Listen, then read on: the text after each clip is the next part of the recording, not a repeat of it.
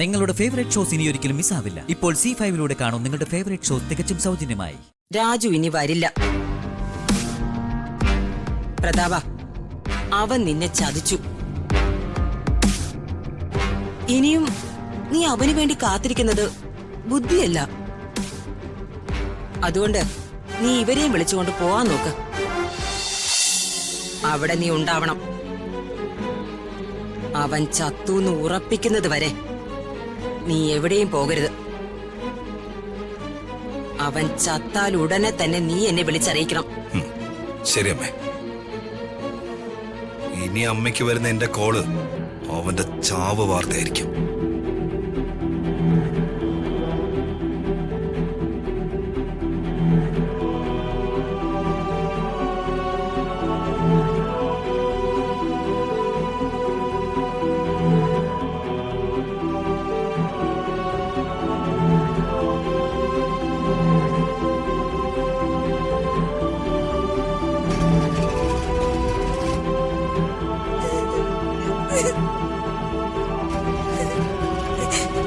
രാജു,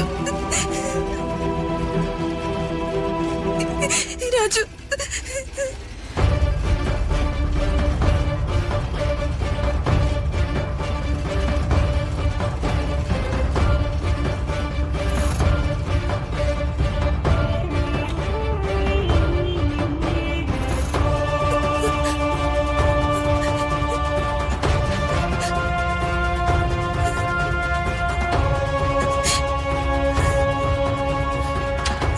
ഒരുപാട് ബ്ലഡൊക്കെ പോടണോ? രക്ഷപ്പെടണ കോളൊന്നുമില്ല. തലക്ക് ഇടിവിട്ടിരിക്കുന്നു.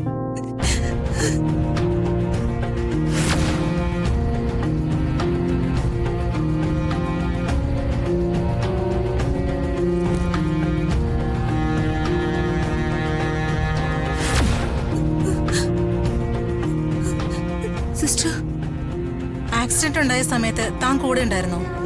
ഉണ്ടായിരുന്നു. ആക്സിഡന്റ് കേസ് ആയതുകൊണ്ട് ചിലപ്പോൾ പോലീസ് വരാൻ സാധ്യതയുണ്ട്. അതുകൊണ്ടാണ് ഞാൻ ചോദിച്ചത്. കുട്ടി ഈ ഫോം ഒന്ന് ഫില്ല് ചെയ്ത് തരണം.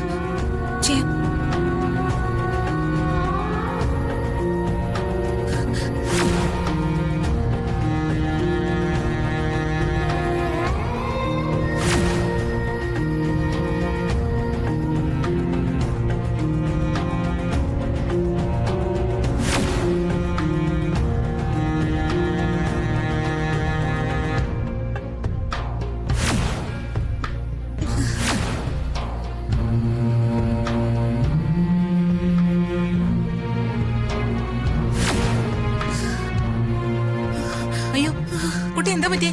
കുട്ടി കണ്ണു തുറക്ക്, കണ്ണു തുറക്ക്.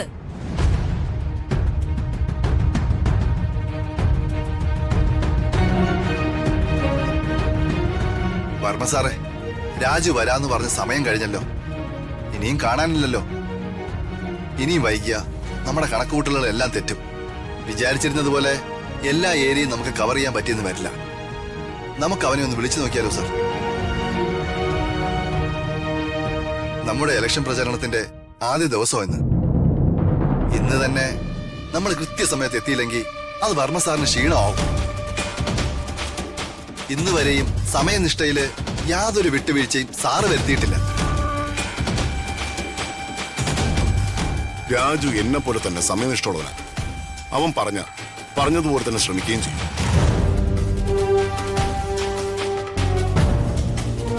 പ്രത്യേകിച്ച് അവൻ എന്നോടൊരു വാക്ക് പറഞ്ഞ അത് ഒരിക്കലും തെറ്റിക്കാറില്ല. അതൊക്കെ ഞങ്ങൾക്കും അറിയാവുന്നതാ സാറേ. രാജുവിന് ഞങ്ങൾക്ക് വിശ്വാസമാണ്. പക്ഷേ ഇന്ന് അവൻ എന്തു പറ്റി? മനുഷ്യന്മാരുടെ സ്വഭാവമല്ലേ, എന്നും ഒരുപോലെ ഇരിക്കില്ലല്ലോ.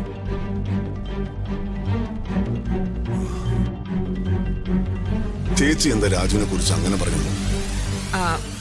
ഒന്നുമില്ല, ഞാനൊരു ലോകതത്വം പറയുമായിരുന്നു. ഇല്ല, ചേച്ചി എന്തോ മനസ്സിൽ വെച്ചാണ് സംസാരിച്ചത്.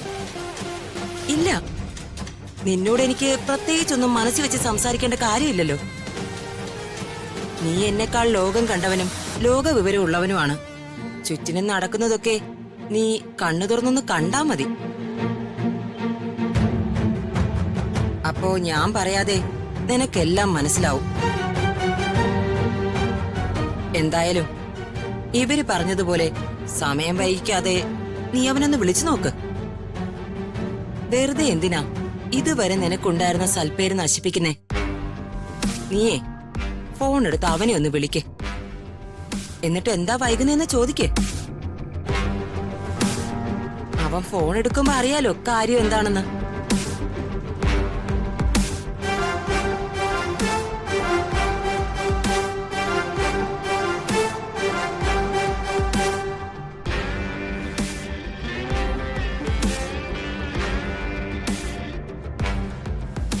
എന്തുപറ്റി? അവൻ കോൾ അറ്റൻഡ് ചെയ്യുന്നില്ലേ?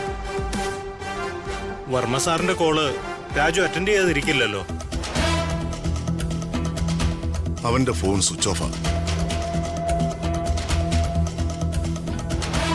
ഈ നേരത്ത് അവൻ എന്തിനാ ഫോൺ സ്വിച്ച് ഓഫ് ചെയ്ത് വെച്ചിരിക്കുന്നത്? അത് ശരിയായ കാര്യമല്ലല്ലോ. വരാന്ന് പറഞ്ഞ സമയത്ത് വന്നതുമില്ല, ഫോണും സ്വിച്ച് ഓഫ് ചെയ്ത് വെച്ചിരിക്കുന്നു. ഇവൻ എന്തിനാ ഇങ്ങനെയൊക്കെ ചെയ്യുന്നത്? അവനെ അവന്റെ കാര്യങ്ങളൊക്കെ നോക്കി തുടങ്ങിയിട്ടുണ്ടാവും. ഹ്, സ്വന്തം കാര്യം സിന്ദാബാദ്.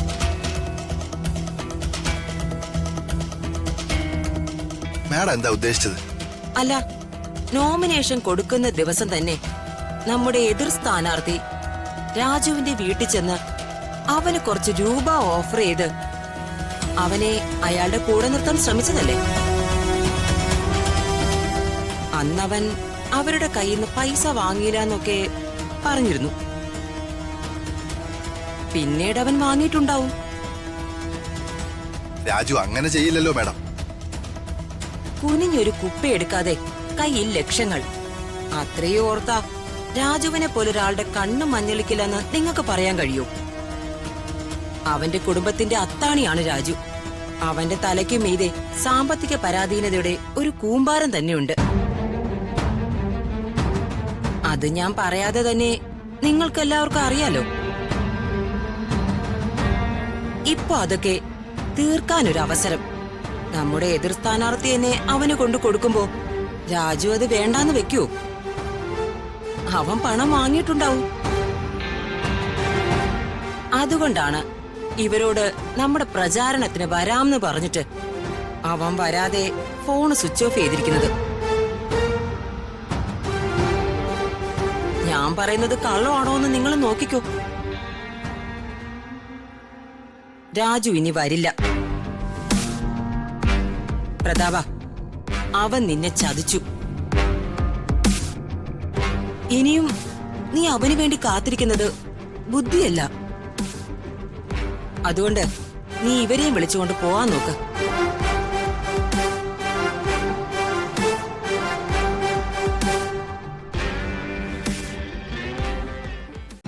ഡൗൺലോഡ് ചെയ്യൂ C5 ആപ്പ്. കാണൂ എല്ലാ എപ്പിസോഡുകളും സൗജന്യമായി.